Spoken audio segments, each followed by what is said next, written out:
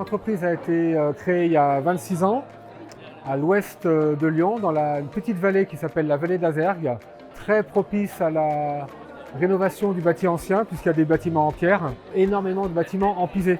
On a réussi à atteindre la parité en étant 3 maçons et 3 maçonnes. Dans les maçons, il y avait une apprentie. C'est une particularité, ça fait 20 ans qu'on accueille du personnel féminin.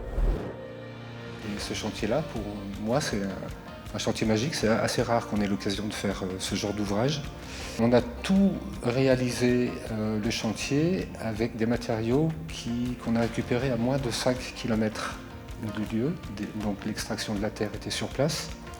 Les tiges de noisetiers, c'était les forêts qui nous ont été amenées par les anciens d'une association. La paille, c'était l'agriculteur qui était à 5 km à vol d'oiseau. Le sable, c'était dans la rivière d'à côté qui était extrait par une petite carrière.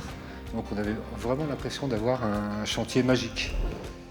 Personnellement, c'est gratifiant d'avoir été choisi. C'est le chantier qui a été choisi, c'est pas moi. Je suis quand même content d'avoir pu amener ce chantier-là dans la boîte, valoriser le travail des salariés. Ce prix, je le remets aux salariés qui ont mis en œuvre cette terre et cette paille.